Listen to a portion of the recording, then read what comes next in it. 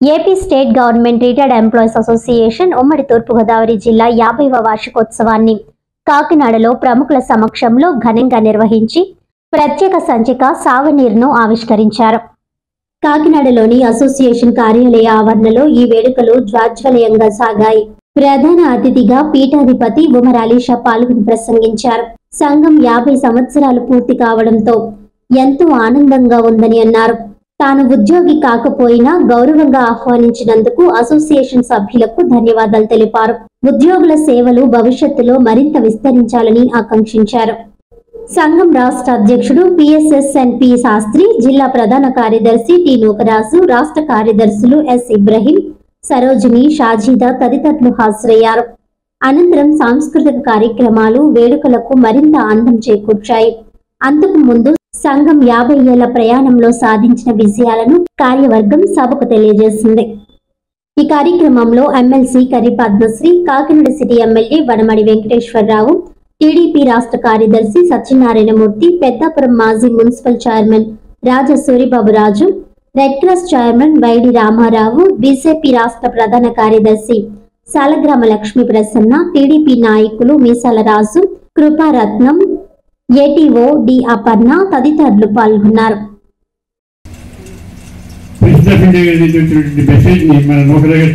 Chairman AP state government retired employees association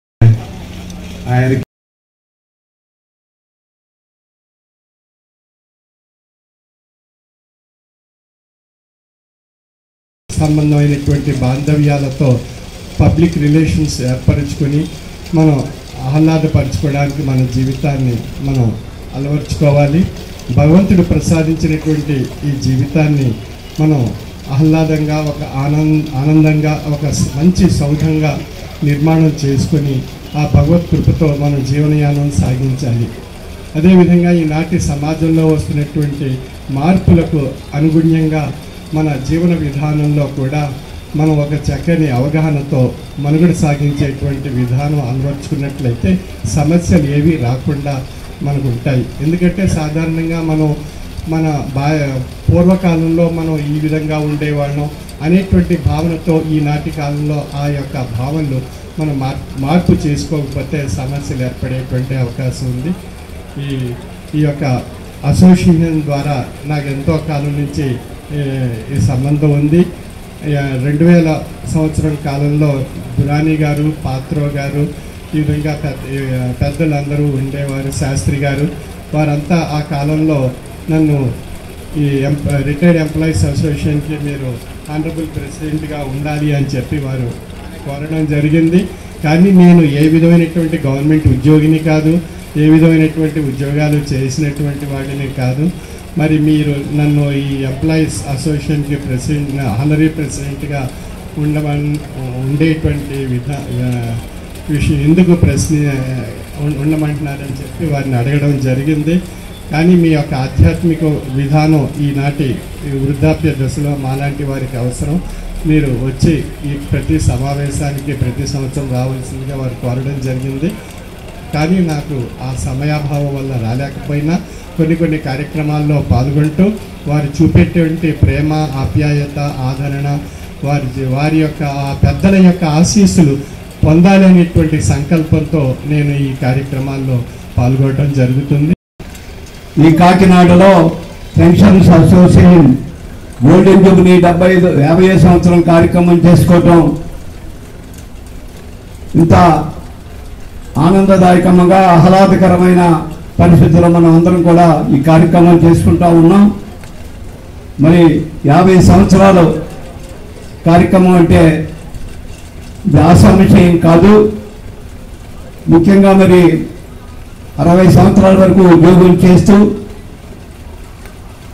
రకరకాల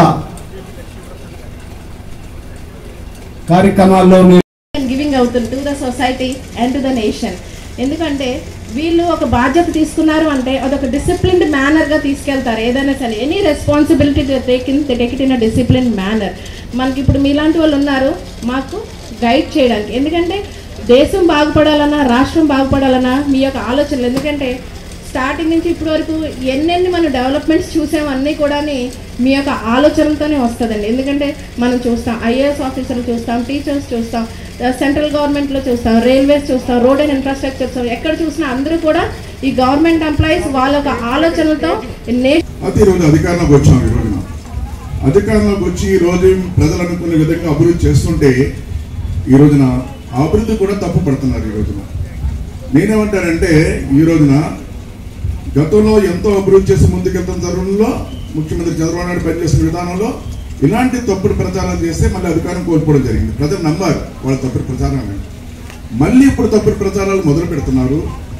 దాన్ని కూడా ఒక రాజకీయ పార్టీగా మేము ఖండించడమే కాదు, మీలో కూడా ఖండన రావాలని కూడా సందర్భంగా మీరు ఖండించవలసిన అవసరం ఉంది. ఎందుకంటారంటే ఈ రోజున ఈరోజు చూస్తున్నారు మీరు ఏ విధంగా అభివృద్ధి చేస్తున్నారు అనే విషయం చూస్తున్నారు. ఈ అభివృద్ధిలో మీరు ఈరోజు రిటైర్ అయిపోయారు మీరు అనుకుంటున్నారు. మీరు రిటైర్ అయిపోయారు కరెక్టే, కానీ మీ మనవాళ్ళు మీ పిల్లలు అందరికీ ఈరోజు ఈ ప్రభుత్వం పునాదులు వేస్తుంది. కాపాడుకోవాల్సిన బాధ్యత మీ అందరి పైన మనందరి పైన ఉందని కూడా సందర్భంగా తెలియజేస్తున్నాను. అందుకే స్థాయి నుంచి పై స్థాయి వరకు కూడా 35 నుంచి 40 సంవత్సరాలు ఆయన యొక్క సుదీర్ఘ ప్రయాణంలో ఆయన కుటుంబం కూడా భాగస్వాములై వాళ్ళ పిల్లలు కూడా ఆ యొక్క క్రమశిక్షణను నేర్చుకుంటారు అన్న దానికి నిదర్శనం నేనే మీ అందరికీ నేను సభాముఖంగా చేసి ఇప్పుడు పెన్షన్ తీసుకుంటూ చక్కగా మీ యొక్క విశ్రాంత జీవితాన్ని గడుపుతూ ఉన్నారని నేను భావిస్తున్నాను. ఈ యొక్క పెన్షన్ రావడానికి, ఆ పెన్షన్ని అనుభవిస్తూ జీవితాన్ని గౌరవంగా నడుపుకోవడానికి కారకులైనటువంటి నకారా గారిని మనం తలుచుకుంటూ మొట్టమొదటిగా ఆయన విగ్రహాన్ని కాకినాడలో ఏర్పాటు చేసుకోవడం చాలా అభినందించదగినది. ముఖ్య కారణం ప్రజెంట్ జనరేషన్కి సోవనీర్ అంటే ఏంటి కూడా తెలియట్లేదు. అది 50 సంవత్సరాలు అయిన తర్వాత ఈ జ్ఞాపకాల పుస్తకం కింద ఈ స్వర్ణోత్సవం చేయడం జరిగింది. ఇది 1952 సంవత్సరంలో ప్రారంభమై అంటే ఆల్రెడీ 52 సంవత్సరాలు అయిపోయింది. అయినా సరే 50 సంవత్సరాల పండుగ చేయాలని ఉద్దేశంతో నేను శాస్త్రి గారు, మా నౌకరాయ్ గారు అయితే కానీ ఇబ్రహీం గారు అయితే అనుకున్న తర్వాత గత 3 నెలల నుంచి కూడా దీని మీద అందరూ రావాలనే ఉద్దేశంతో including prime minister, president of India, chief minister అందరూ పిలవడం జరిగింది. మనకు అనుకోకుండా కూడా ప్రెసిడెంట్ ఆఫ్ ఇండియాకి మెసేజ్ ఇవ్వడం జరిగింది. మరి ఈరోజు చాలా కార్యక్రమాలు ఉండడం వల్ల మన చాలా సతీశ్బాబు రాలేదు. కానీ మన స్తూపాన్ని మన పిఠాపురం వాస్తవమైనటువంటి మన ఉమ్మరాలేశ్వర గారి చేత చేయడం జరిగింది. అదేవిధంగా ఎమ్మెల్సీలు 2-3 ఎమ్మెల్సీలు రావడం జరిగింది. ఒక దారిలో ఉన్నారనేసి కురుపూడి సూర్యనారాయణ గారు చెప్పడం జరుగుతుంది. ఉమ్మరాలేశ్వర గారితో, వడి రామారావు గారితో ఆఖరి వరకు ఉండి మన కార్యక్రమం జరిపించింది. వారందరికీ దయచేసి అందరికీ కూడా, అదేవిధంగా రాష్ట్ర సంఘం నుంచి వచ్చినటువంటి పెద్దలు అందరికీ కూడా ఈ సభాపూర్వకంగా, అదేవిధంగా ఇంటర్మీడియట్ ద్వారా ప్రజలు తెలిపించాలి. అందరికీ నమస్కారం అండి.